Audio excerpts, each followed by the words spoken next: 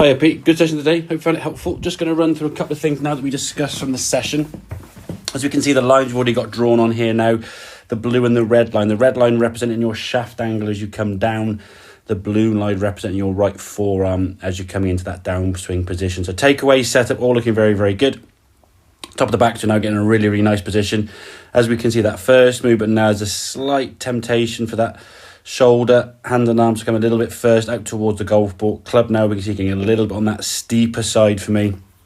And that just gave you the potential for that club getting a bit outside the line, a bit above plane. And if you released it properly, problem was that ball just then started hooking a bit to the left. So generally speaking, you get a nice little soft fade back to target as we see with the previous ball flight. But every now and then with it over the top and the release you had on it, just pull a few shots to the left. And obviously that was with a 7-iron there. So we had, I think it was like 15 shots that were pretty decent towards target, and then sort of 3 or 4 like missing long left, probably costing you a shot or 2, if not more. And obviously as that club gets longer, that would then become a bit of an issue. So that was your downswing movement there. If we move over now to the right hand movement, the drill we were talking about, sort of the Justin Rose now, just getting the sensation now that the arms are just falling down. Now the club gets way behind you here. You can see the club now way beneath your kind of right forearm here.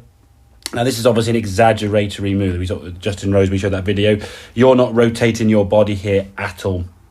So the club being stuck way behind you and this shoulder not moving, the theory behind this, when you start putting rotation in with the shoulder around a target, the club now will start coming round to target too. And what you'll find is the club then gets back on a much better position rather than getting too steep. So just letting the arms just fall down here. No real thought where the club head is, just a sort of exaggerated drop with the arms falling down.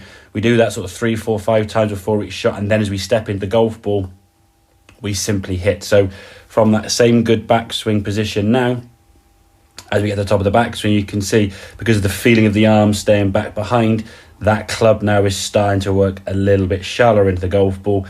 Lovely strike of the golf ball, as we can see, through towards target. Now, nice release there. Ball did start a little bit more left than what we want, so still need to work a little bit more under plane, but certainly getting that sensation of that club working down a little bit flatter. Get the arms working behind you, and it's just a work in progress. The stuff we've done from the previous few sessions, obviously going back to setup and backswing now, there's no sway and all that kind of stuff's really good. This is more an instinctive change, so we'll take a bit more practice, but just keep working that drill, get that club working down behind you a bit more. I'm sure those golf balls will be flying a lot further and a lot straighter, with a lot less of that destructive shot in the bag. So I hope that'll make sense, buddy. Any questions, obviously give me a shout, but I'll see you next session. Cheers, mate.